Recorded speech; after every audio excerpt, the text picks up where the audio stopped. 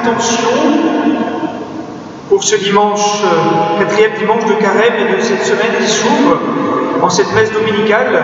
Nous célébrons cette messe pour Dominique Vidal et sa famille, pour José Jolin et Robin David et leur famille, pour les familles Bulto, Fouquet et vivants et défunts de leur famille, pour les familles Baroto Fort, pour le cycle Sainte-Thérèse, pour Madame Henriette Giraudot, pour Madame Yvonne Sicard, pour les âmes du purgatoire, pour Monsieur Jean Baudin et pour Monsieur André Mandin. Réjouissez-vous avec Jérusalem, exultez à cause d'elle, vous tous qui l'aimez. Avec elle, soyez pleins d'allégresse, vous tous qui portez son deuil. Ainsi, vous serez nourris et rassasiés de l'abondance de sa joie. Au nom du Père, et du Fils, et du Saint-Esprit. Amen. La grâce de Jésus notre Seigneur, l'amour de Dieu le Père, et la communion de l'Esprit Saint soient toujours avec vous. Et avec votre esprit. Messe du quatrième dimanche de Carême, un peu spécial, un dimanche de l'étaré, de la joie très particulier, car notre Seigneur ne peut pas nous rassembler dans son Église pour le célébrer, mais nous, en votre nom et pour vous, nous célébrons cette liturgie dominicale. Nous sommes en profonde communion spirituelle d'âme, de cœur et d'esprit. Chacun de nous dans le Seigneur et la puissance de son Esprit Saint, et en communion toute particulière avec les malades et les soignants de notre paroisse, tout spécialement ceux de notre hôpital, et en communion aussi avec nos catéchumènes qui vivent un carême et une préparation au baptême très particulier. Prions pour eux en cette Eucharistie. Oui, chers amis, nous sommes tous éprouvés, à des degrés divers, certes, mais éprouvés. Peut-être que par cette épreuve, le Seigneur veut nous dire quelque chose, ou du moins, et nous le croyons, qu'il peut s'en servir pour un bien plus grand. Encore faut-il le laisser faire dans nos vies, c'est-à-dire nous convertir. Le Seigneur nous appelle à nous convertir pour le voir vraiment à l'œuvre dans nos vies. Nous connaissons tout d'abord que nous sommes pécheurs. Pour célébrer dignement les saints mystères, accueillons la miséricorde de notre Dieu, source de toute joie.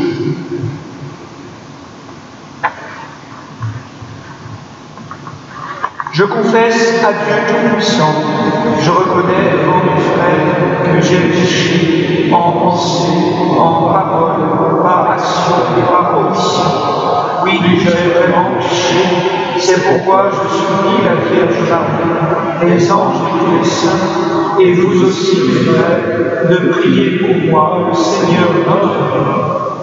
Que Dieu Tout-Puissant nous fasse miséricorde, qu'il nous pardonne nos péchés et nous conduise à la vie éternelle. Amen.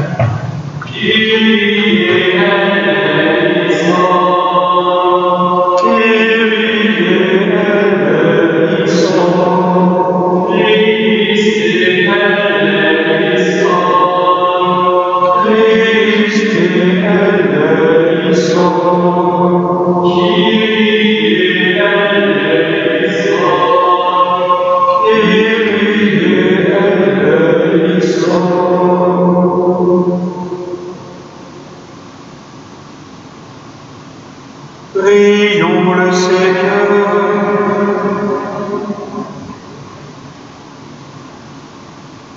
Dieu qui a réconcilié avec toi toute l'humanité en lui donnant ton propre Fils, augmente la foi du peuple chrétien pour qu'il se hâte avec amour au-devant des fêtes pascales qui approchent.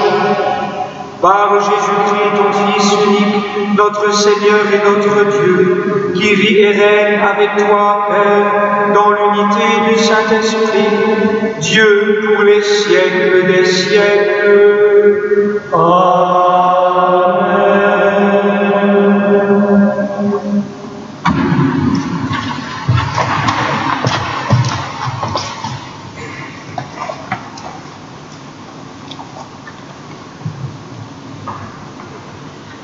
Lecture du premier livre de Samuel.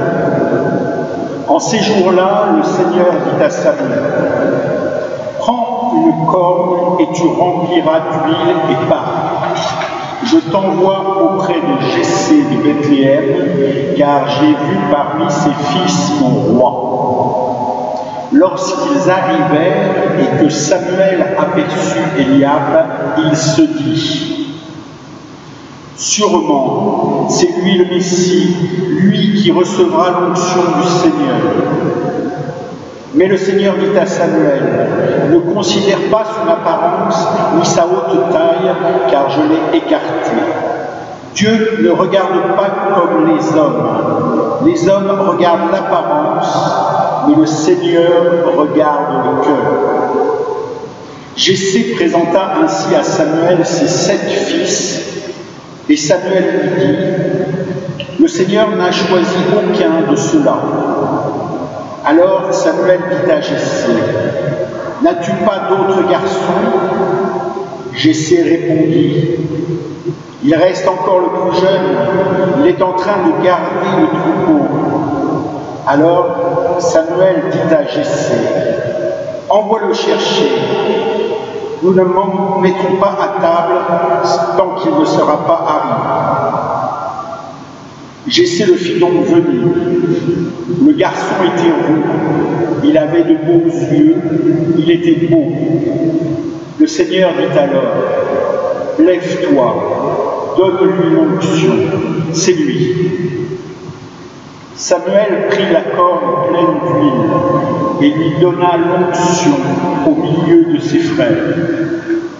L'Esprit du Seigneur s'empara de David à partir de ce jour-là. Parole du Seigneur. Nous rendons grâce à Dieu.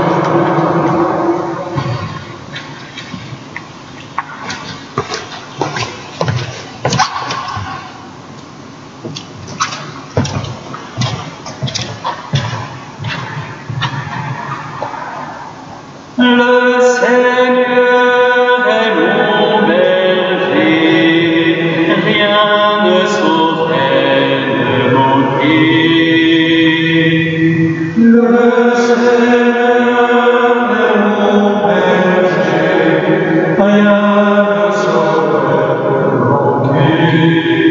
Le Seigneur est mon berger, je ne manque de rien. Sur des prés d'herbes fraîches, il me fait reposer. Le Seigneur est mon berger, rien ne saurait manquer.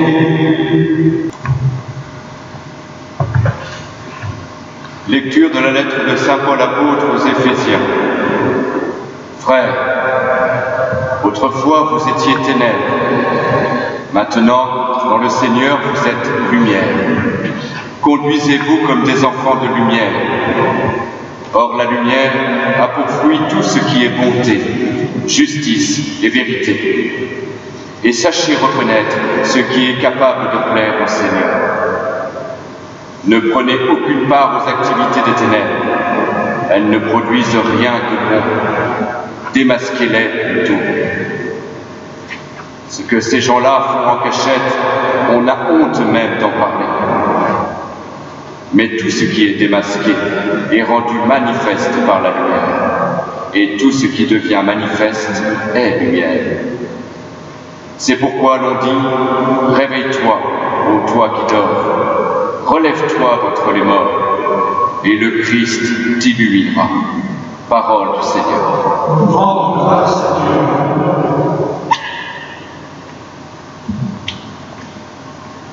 Gloire et louange à toi, Seigneur Jésus. Gloire et louange à toi, Seigneur Jésus. Moi, je suis la lumière du monde, dit le Seigneur. Celui qui me suit aura la lumière de la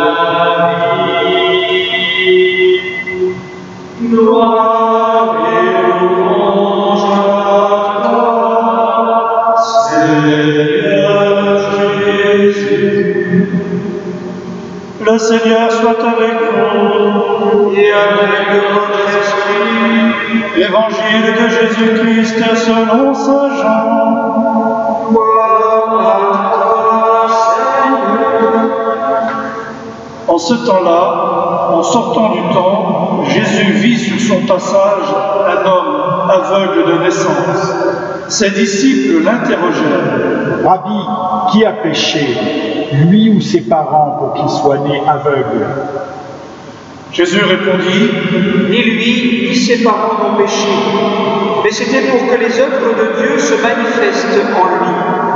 Il nous faut travailler aux œuvres de celui qui m'a envoyé, tant qu'il fait jour. La nuit vient, personne ne pourra plus y travailler.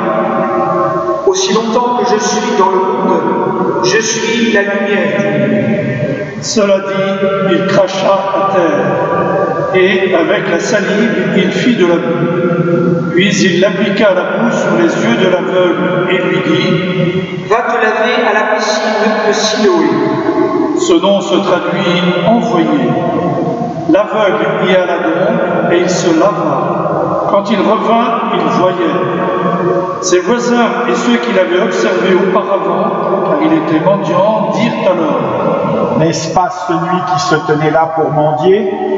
Les uns disaient « c'est lui », les autres disaient « pas du tout, c'est quelqu'un qui lui ressemble. » Mais lui disait « c'est bien moi. » Et on lui demandait « Alors, comment tes yeux se sont-ils ouverts ?» Il répondit « L'homme qu'on appelle Jésus a fait de la boue. Il me l'a appliqué sur les yeux et il m'a dit « Va à Siloé et lave-toi. » J'y suis donc allé et je me suis lavé. Alors j'ai vu. Il lui dit « Et lui, où est-il » Il répondit « Je ne sais pas. » On l'amène aux pharisiens, lui, l'ancien aveugle. Or, c'était un jour de sabbat que Jésus avait fait de la boue et lui avait ouvert les yeux. À leur tour, les pharisiens lui demandaient comment il pouvait voir. Il leur répondit « Il m'a mis de la boue sur les yeux. Je me suis lavé et je vois. » Parmi les pharisiens, certains disaient « Cet homme-là n'est pas de Dieu, puisqu'il n'observe pas le repos du sabbat. » D'autres disaient « Comment un homme pécheur peut-il accomplir des signes pareils ?» Ainsi donc, ils étaient divisés. Alors, ils s'adressent de nouveau à l'aveugle. « Et toi, que dis-tu de lui, puisqu'il t'a ouvert les yeux ?» Il lui dit « C'est un prophète. » Or, les Juifs ne voulaient pas croire que cet homme avait été aveugle et que maintenant il pouvait voir. C'est pourquoi ils convoquèrent ses parents et leur demandèrent « Cet homme est bien votre fils, et vous dites qu'il est né aveugle. Comment se fait-il qu'à présent il voit ?» Les parents répondirent « Nous savons bien que c'est notre fils et qu'il est né aveugle. Mais comment peut-il voir maintenant? Nous ne le savons pas. Et qui lui a ouvert les yeux? Nous ne le savons pas non plus. Interrogez-le. Il est assez grand pour s'expliquer. » Ses parents parlaient ainsi parce qu'ils avaient peur des Juifs. En effet, ceux-ci s'étaient déjà mis d'accord pour exclure de leur assemblée tous ceux qui déclareraient publiquement que Jésus est le Christ. Voilà pourquoi les parents avaient dit « Il est assez grand, interrogez-le. » Pour la seconde fois, les pharisiens convoquèrent l'homme qui avait été aveugle et lui dirent « Rends gloire à Dieu. Nous savons, nous, que cet homme est un pécheur. » Il répondit « Est-ce un pécheur? Je n'en sais rien. Mais il y a une chose que je sais. J'étais aveugle et à présent je vois. » Ils lui dirent alors « Comment a-t-il fait pour t'ouvrir les yeux ?» Il leur répondit « Je vous l'ai déjà dit et vous ne m'avez pas écouté. Pourquoi vouliez-vous m'entendre encore une fois? Serait-ce que vous vouliez, vous aussi, devenir ses disciples? » Ils se mirent à l'injurier. « C'est toi qui es son disciple. Nous, c'est de Moïse que nous sommes les disciples. Nous savons que Dieu a parlé à Moïse, mais celui-là, nous ne savons pas d'où il est. » L'homme leur répondit « Voilà bien ce qui est étonnant. Vous ne savez pas d'où il est, et pourtant il m'a ouvert les yeux. Dieu, nous le savons, n'exauce pas les pécheurs. Et si quelqu'un l'honore et fait sa volonté, il l'exauce. Jamais encore on n'avait entendu dire que quelqu'un ait ouvert les yeux à un aveugle de naissance. Si lui n'était pas de Dieu, il ne pourrait rien faire. Ils répliquèrent: Tu es tout entier dans le péché depuis ta naissance, et tu nous fais la leçon. Et ils le jetèrent dehors. Jésus apprit qu'il l'avait jeté dehors. Il le retrouva et lui dit: Crois-tu au Fils de l'homme? Il répondit: Et qui est-il, Seigneur, pour que je croie en lui? Jésus lui dit: Tu le vois, et c'est lui qui te parle. Il dit: Je crois, Seigneur. Et il se prosterna devant lui. Jésus dit alors: Je suis venu en ce monde pour rendre un jugement, que ceux qui ne voient pas puissent voir, et que ceux qui voient deviennent aveugles. Parmi les pharisiens, ceux qui étaient avec lui entendirent ces paroles et lui dirent: Serions-nous aveugles, nous aussi? Jésus leur répondit: Si vous étiez aveugles, vous n'auriez pas de péché. Mais du moment que vous dites « nous voyons », votre péché demeure. Acclamons la parole de Dieu. Louange à toi, Seigneur Jésus.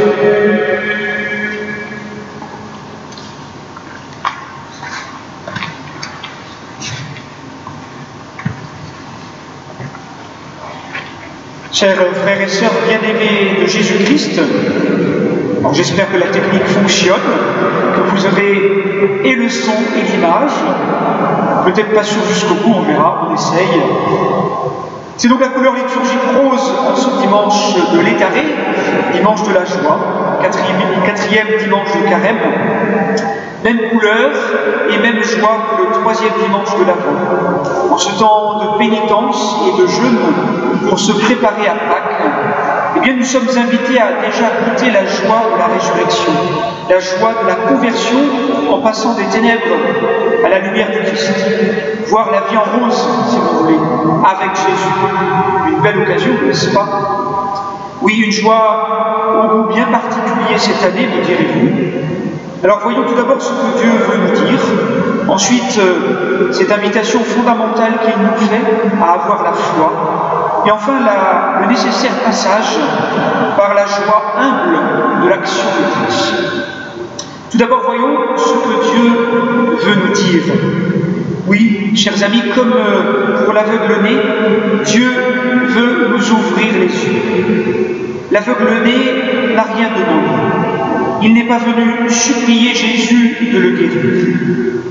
Mais sans le lui demander, Jésus vient à lui et le guérit. Peut-être que nous aussi, en ce moment, Jésus, comme toujours, veut nous ouvrir les yeux, même à ceux qui ne le demandent pas.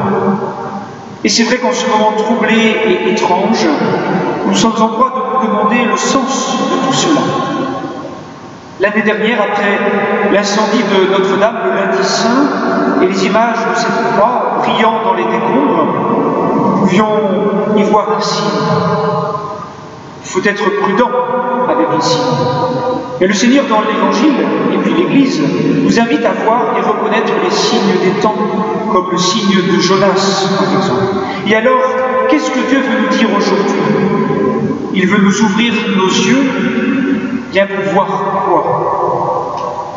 Ce que nous vivons en ce moment est un mal, car il tue et paralyse.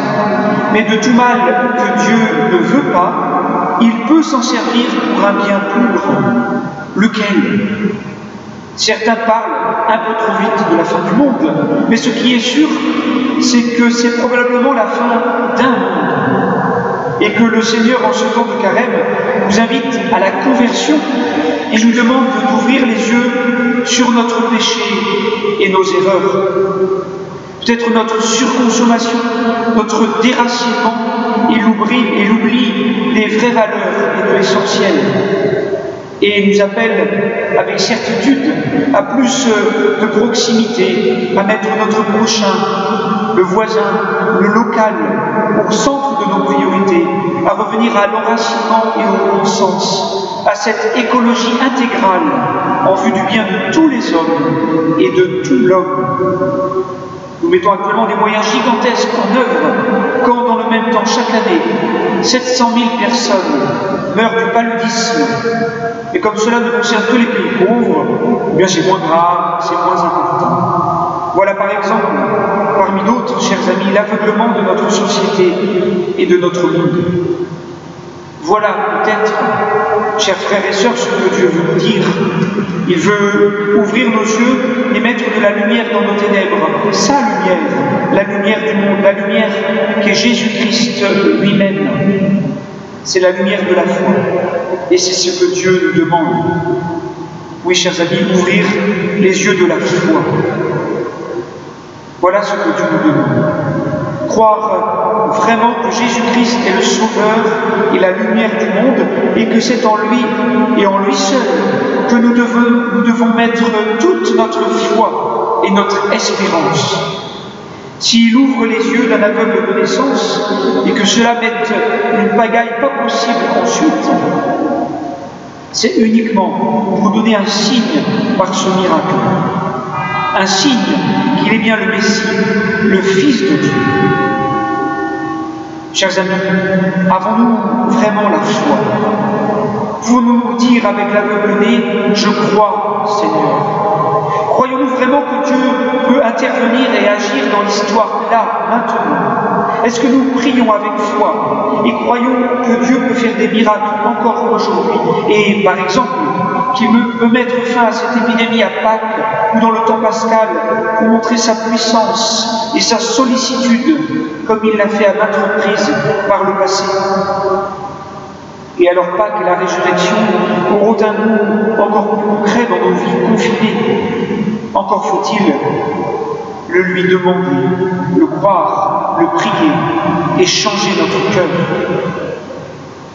Mais déjà, chers amis, croyons-nous à la puissance sacramentelle où Jésus est présent par son Esprit Saint au milieu de nous pour nous guérir, nous nourrir, nous pardonner, nous sauver aujourd'hui et maintenant? Croyons-nous vraiment que le pain et le vin deviennent le corps et le sang de Jésus et qu'à chaque messe, il y a un miracle qui se produit sur l'autel, sous nos yeux, pour mieux se produire dans nos cœurs et dans nos vies, nous transformer? Oui, chers amis, Jésus veut nous transformer et être en nous une source vivifiante. Jésus veut être la lumière de notre vie. Encore faut-il que nous lui fassions confiance. Encore faut-il laisser sa lumière éclairer notre cœur et notre vie et toutes les parts d'ombre et d'obscurité de notre existence. Si nous laissons la porte entrouverte de notre cœur pour laisser passer la lumière de Jésus, alors Jésus pourra faire en nous des miracles.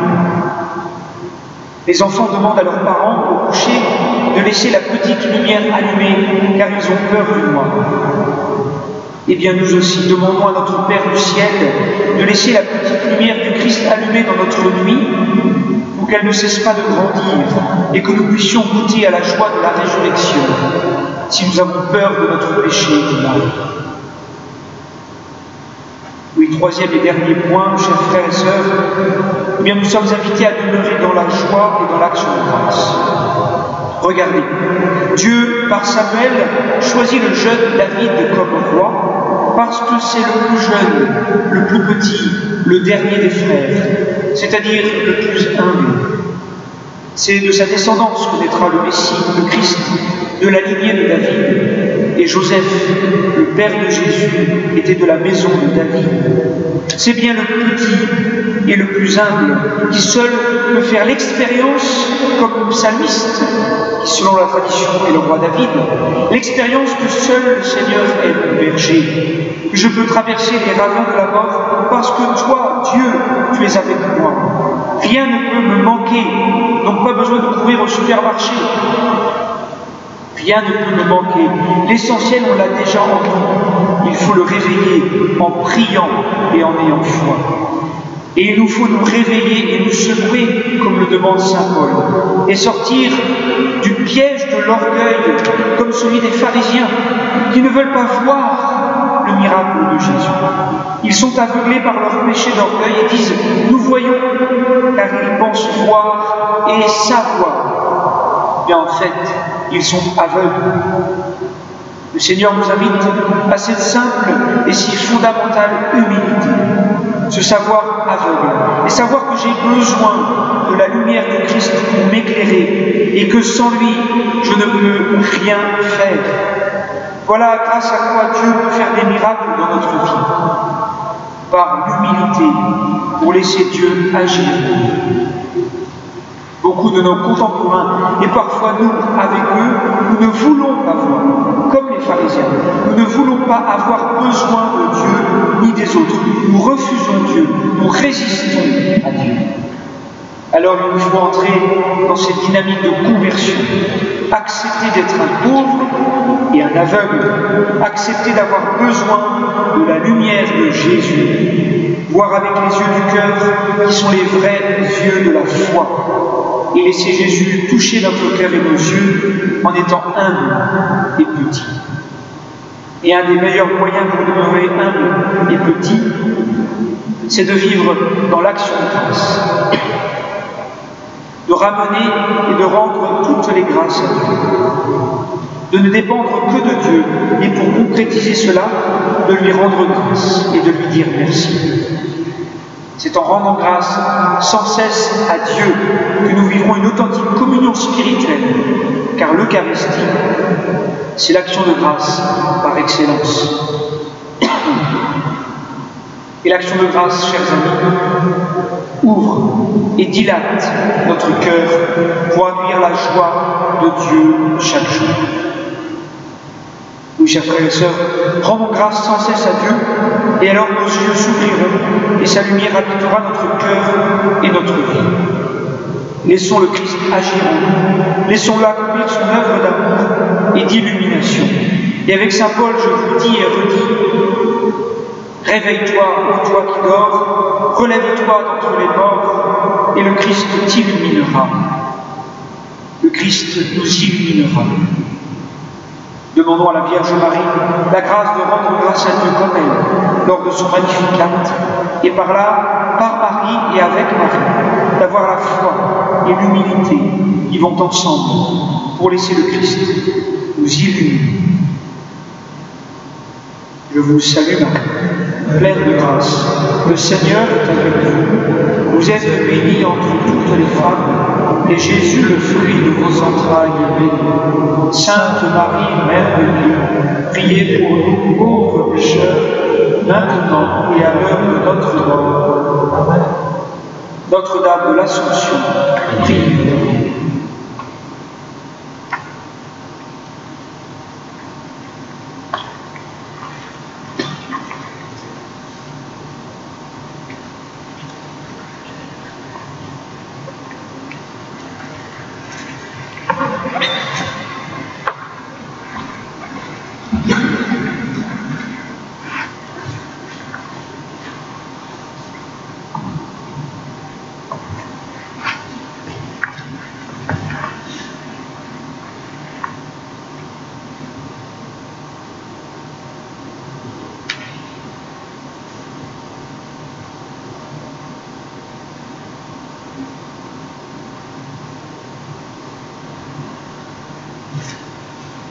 En réponse à la parole de Dieu et en communion avec toute l'Église, professons notre foi. Je crois en Dieu, le Père Tout-Puissant, Créateur du ciel et de la terre, et en Jésus-Christ, son Fils unique, notre Seigneur, qui a été conçu du Saint-Esprit, est né de la Vierge Marie, a souffert sous Ponce Pilate, a été crucifié, est mort et a été enseveli, est descendu aux enfers, le troisième jour est ressuscité des morts, est monté aux cieux, est assis à la droite de Dieu, le Père Tout-Puissant, où il viendra juger les vivants et les morts. Je crois en l'Esprit Saint, à la Sainte Église catholique, à la communion des saints, à la rémission des péchés, à la résurrection de la chair et à la vie éternelle. Amen. Chers frères et sœurs, à l'approche des fêtes pascales, prions le Seigneur de façon plus pressante afin que l'univers entier bénéficie davantage des richesses du mystère du salut.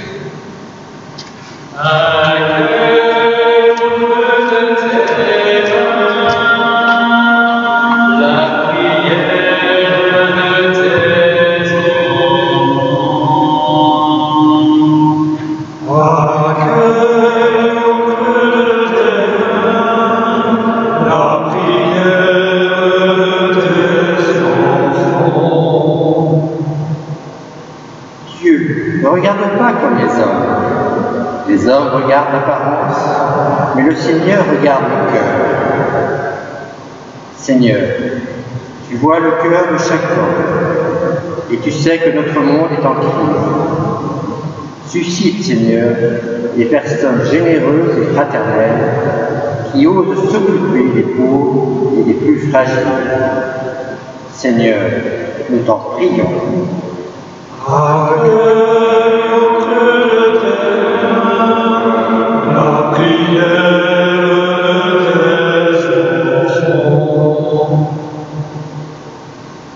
Si je traverse les ravins de la mort, je ne crains aucun mal, car tu es avec moi. Ton bâton me guide et me rassure. La louange du psalmiste nous aide à louer pendant ce temps de désert, marqué par le coronavirus. Seigneur, augmente en nous la foi en ton Fils. Il est celui qui nous aime jusqu'à se donner sur la croix. Il est notre unique Sauveur. Seigneur, nous t'en prions.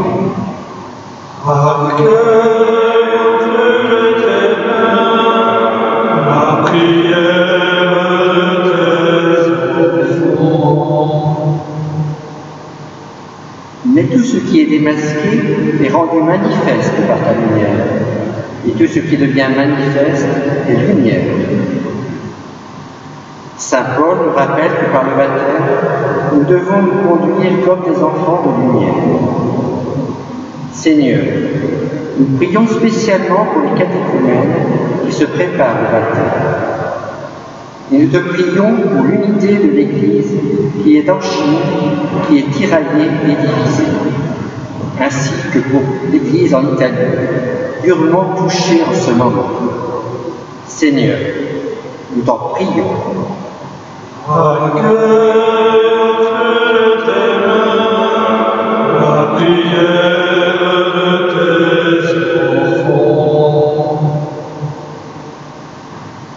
Va te laver à la piscine de Siloé. Seigneur, la situation de crise sanitaire nous oblige de trouver d'autres moyens provisoires de te célébrer. Sois notre force et notre salut, et montre-nous également, Seigneur, où se trouve notre piscine de Siloé, celle qui nous aidera à réorganiser un fonctionnement plus fraternel, plus proche, plus humain dans nos sociétés. Seigneur, nous t'en prions. Accueille au creux de tes mains la prière de tes enfants. Seigneur, viens au secours de ton peuple qui espère en ta miséricorde, que ta puissance le soutienne dans cette vie et le conduise aux joies de l'éternité. Par Jésus le Christ, notre Seigneur. Amen.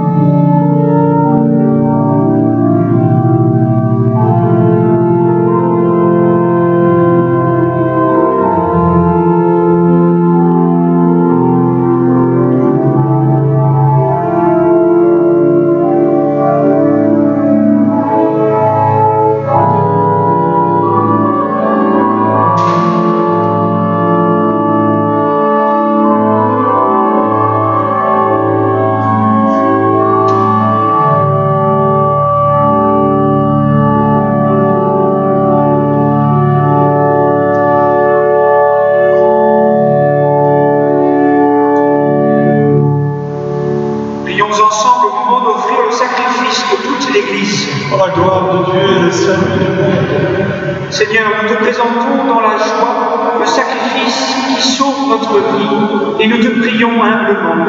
Accorde-nous de le célébrer avec respect et de savoir l'offrir pour le salut du monde. Par Jésus le Christ, notre Seigneur. Amen. Le Seigneur soit avec vous. Et avec votre esprit. Élevons notre cœur. Nous le tournons vers le Seigneur. Rendons grâce au Seigneur notre Dieu. Cela est juste et bon. Vraiment, il est juste et bon de te rendre gloire, de t'offrir notre action de grâce, toujours et en tout lieu. À toi, Père très saint, Dieu éternel et tout-puissant, par le Christ notre Seigneur. En prenant la condition humaine, il a guidé vers la lumière de la foi l'humanité qui s'en allait dans les ténèbres, et par le bain qui fait renaître, il a donné aux hommes nés dans le péché de devenir vraiment fils de Dieu. Voilà pourquoi le ciel et la terre t'adorent, ils te chantent leur hymne toujours nouvelle. Et nous-mêmes, unissant notre voix à celle des anges, nous t'acclamons. Saint, Saint, Saint, le Seigneur, Dieu de l'univers, le ciel et la terre sont remplis de ta gloire. Hosanna au plus haut des cieux. Béni soit celui qui vient au nom du Seigneur.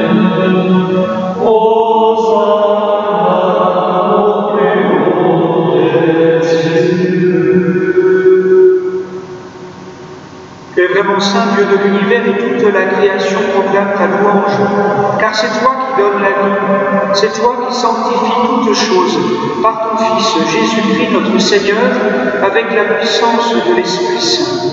Et tu ne cesses de rassembler ton peuple, afin qu'il te présente partout dans le monde une offrande pure. C'est pourquoi nous voici rassemblés devant toi, et dans la communion de toute l'Église, en ce premier jour de la semaine, nous célébrons le jour où le Christ est ressuscité d'entre les morts. Par lui que tu as élevé à ta droite, Dieu Tout-Puissant, nous te supplions de consacrer toi-même les offrandes que nous apportons. Sanctifie-les par ton esprit pour qu'elles deviennent le corps et le sang de ton Fils, Jésus-Christ notre Seigneur, qui nous a dit de célébrer ce mystère. La lumière lui fut livrée, il prit le pain, en te rendant grâce, il le bénit, il le rompit, et le donna à ses disciples en disant: Prenez et mangez-en tous, ceci est mon corps livré pour vous.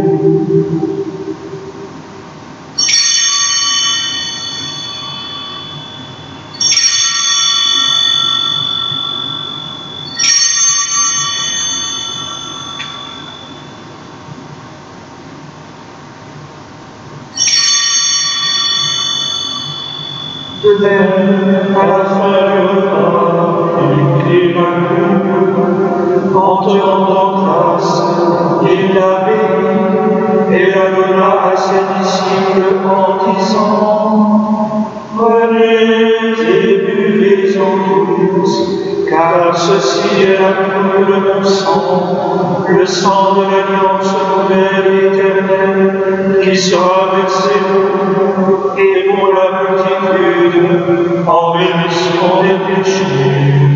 Vous ferez cela en mémoire de moi.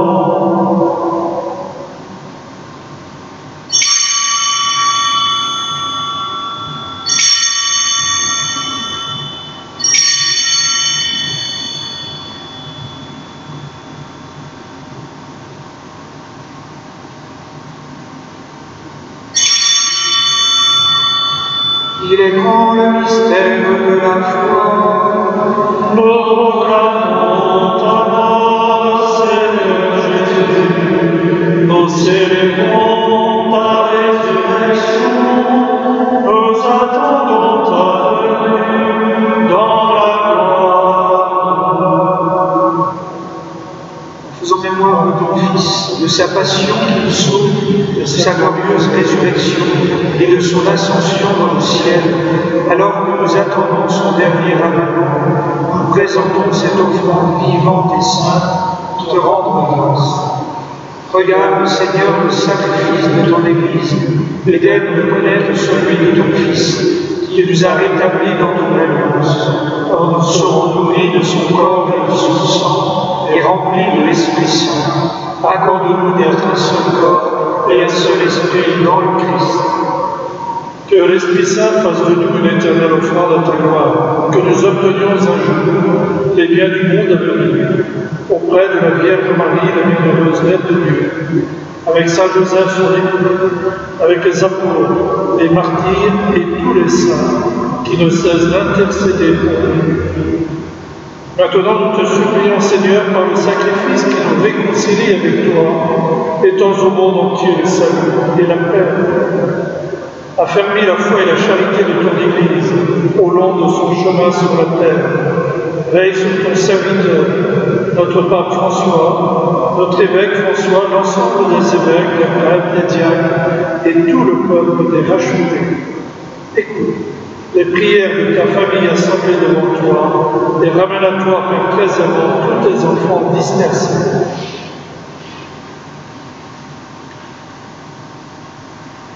Pour nos frères et sœurs défunts, pour les hommes qui ont quitté ce monde et dont tu connais la droiture, nous te prions. Prions tout spécialement pour Patrice Blénaud, Marie-Thérèse Paillarti, dont la sépulture a été célébrée cette semaine. Pour tous les défunts confiés à notre prière en cette Eucharistie. Pour tous les défunts de notre paroisse et de nos familles.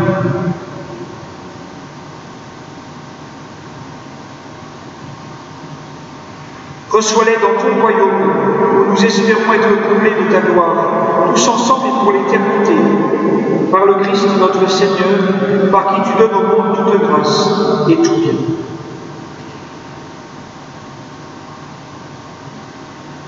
Par lui, avec lui et en lui, à toi, Dieu le Père Tout-Puissant, dans l'unité du Saint-Esprit, tout honneur et toute gloire, pour les siècles des siècles.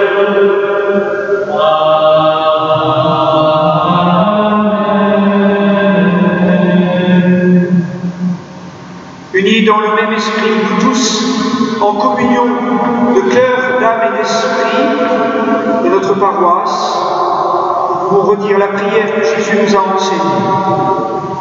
Notre Père qui es aux cieux, que ton nom soit sanctifié, que ton règne vienne, que ta volonté soit faite sur la terre comme au ciel. Donne-nous aujourd'hui notre pain de ce jour. Pardonne-nous nos offenses, comme nous pardonnons aussi à ceux qui nous ont offensés. Et ne nous laisse pas entrer en tentation, mais délivre-nous du mal. Délivre-nous de tout mal, Seigneur, et donne la paix à notre temps. Par ta miséricorde, libère-nous du péché. Rassure-nous devant les épreuves dans cette vie, où nous espérons le bonheur que tu promets et et l'avènement de Jésus-Christ, notre Sauveur. Car c'est à toi qu'appartiennent le règne, la puissance et la gloire, pour les siècles des siècles. Seigneur Jésus-Christ, tu as dit à tes apôtres, je vous laisse la paix, je vous donne ma paix. Ne regarde pas nos péchés, mais la foi de ton Église. Pour que ta volonté s'accomplisse, donne-lui toujours cette paix et conduis-la vers l'unité parfaite. Toi qui vis et règnes pour les siècles des siècles. Amen. Que la paix du Seigneur soit toujours avec vous. Et avec votre esprit. Agneau de Dieu, qui enlève le péché du monde, en pitié de nous. Agneau de Dieu, qui enlève le péché du monde, en pitié de nous. Agneau de Dieu, qui enlève le péché du monde,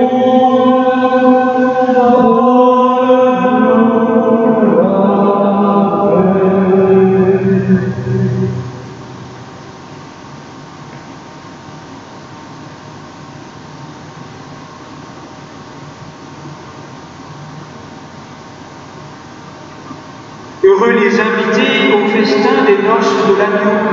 Voici l'agneau de Dieu qui enlève le péché du monde. Seigneur, je ne suis pas digne de te recevoir, la discipline de ma parole, et je supplie.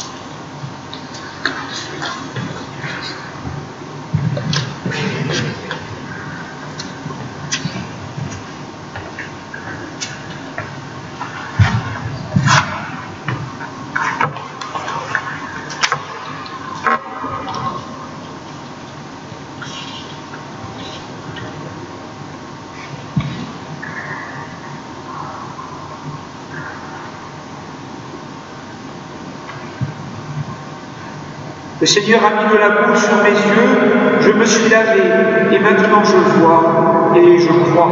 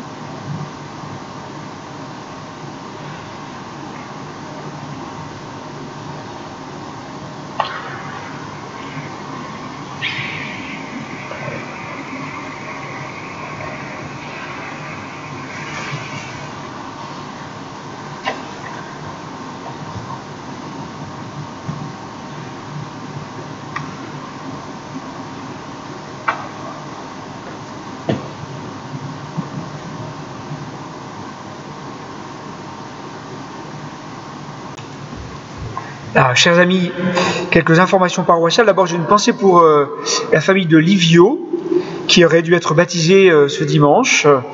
Voilà, et puis pour tous les autres enfants qui auraient dû être baptisés, les couples qui auraient dû être fiancés et ou mariés dans ces prochaines semaines et qui doivent reporter ces célébrations, nous prions bien pour elles.